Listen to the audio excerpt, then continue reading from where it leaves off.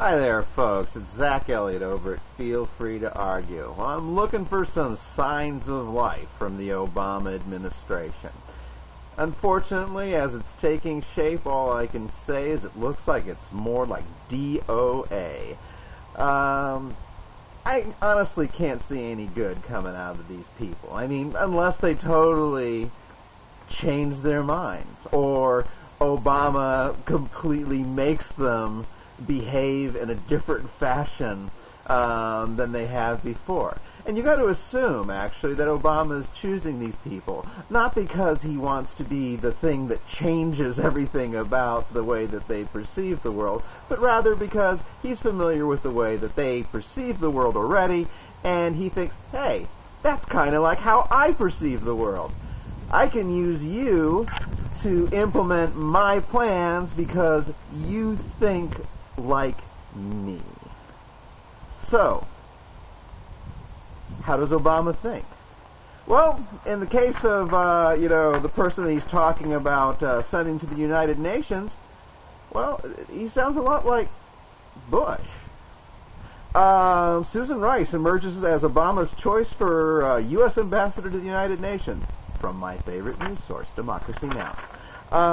ABC News is reporting Susan Rice has emerged as the leading candidate to be President-elect Obama's nominee to be U.S. Ambassador to the United Nations. Rice was one of Obama campaign's top foreign policy advisors. Rice is a former member of President Bill Clinton's National Security Council and a former Assistant Secretary of State for African Affairs. She opposed the U.S. invasion of Iraq, but has advocated for military action in case of humanitarian crisis. 2 years ago, Rice co-authored an article advocating for U.S. attacks against Sudan. She wrote that the United States should consider unilaterally striking Sudanese airfields, aircraft, and other military assets. Rice wrote, if the United States fails to gain UN support, we should act without it. So, unlike Sarah Palin, who didn't even know what the Bush Doctrine was, apparently Obama does know what the Bush Doctrine is, and he wants to continue it. And this is in the face of increasing criticism, actually, of Obama's plans for, say, Afghanistan. Here's the French foreign minister, Bernard Kouchner, says he has doubts about U.S. President-elect Barack Obama's plans to escalate the war in Afghanistan.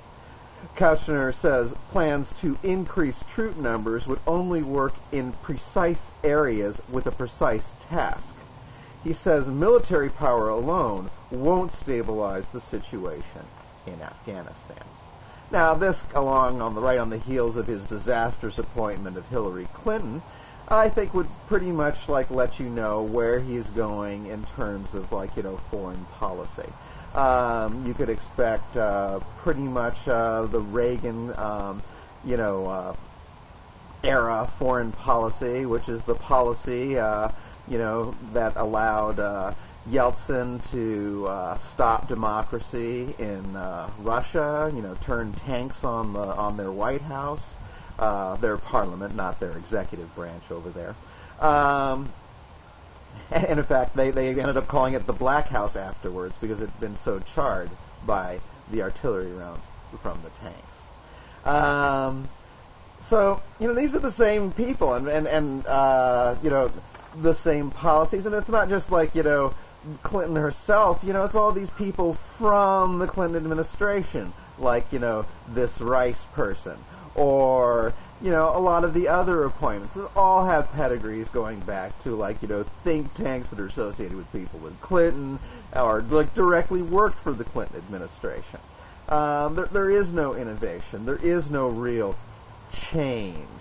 Unless you think that there was, an enormous amount of, change going on, at any point, like the last 20 years, in terms of our foreign policy. Clinton was just a little bit more gently belligerent, a little bit more, he could do it with a smile and a handshake and a backstab. But in terms of economic policy, if anything, it's just as bad on that front.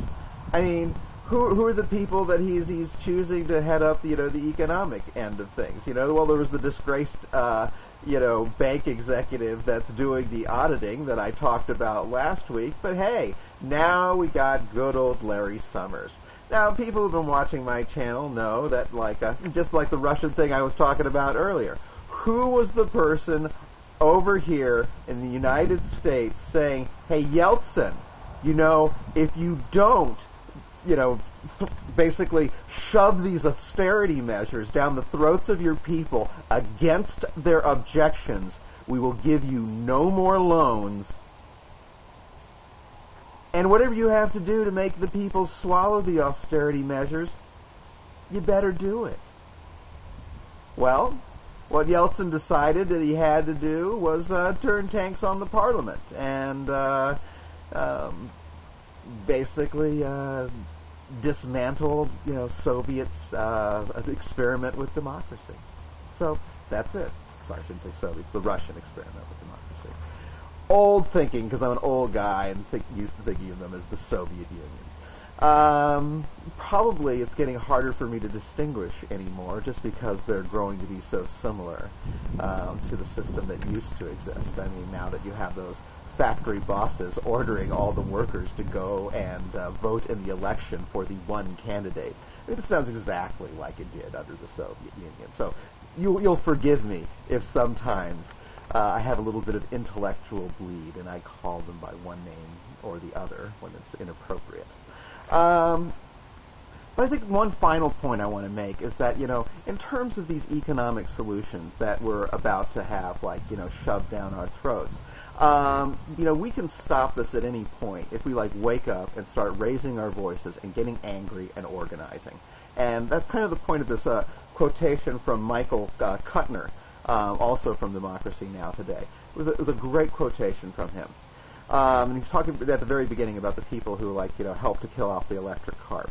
That's why in restructuring the auto industry, you've got to get rid of these executives. It's not enough to just throw money at them. It gives you a sense of how profound the challenge is. And just analogizing this to Bob Rubin for a moment. In a country where market capitalism has as much power as it does in the United States, whether the villain of the piece is General Motors, or whether the villain of the piece is Bob Rubin and Citigroup, it's bigger than any one person. It's a system you have to fight. And it's a mark of the power, the residual power of the system, that even when the system has come to a crisis of its own making, and you have a president as attractive and intelligent as Barack Obama, the institutional pressures to reappoint the same scoundrels are overwhelming. And it's only when Obama looks over the cliff of the failure of his own administration, because he has not thought boldly enough, that he may change his plans and move in a more radical direction. So far, the direction he's moved in, whether it's on taxing rich people, whether it's on restructuring the auto industry, whether it's on re-regulating Wall Street, is disappointing. The same thing was true at the beginning of the Roosevelt administration. All you can do is hope that pressure from folks like us, pressure from ordinary people, pressure from social movements, and pressure from the dire circumstances we face will push the administration in a more progressive direction. And that's generally what we have to worry about and what we have to be working for. That's what we have to be trying to achieve, is this pressure that's going to stop him, because he is going now disastrously off the tracks. He's going disastrously off the tracks in his appointments. And if we don't stop him and get him to, turn around and change the direction he's going in, we're just going to go steaming off that cliff with him, because that's what's happening right now. We're setting up to go in the wrong direction, to make a lot of the same mistakes that we've been making for a long time. There's nothing to dismantle the military-industrial complex. There's going to be an escalation of war.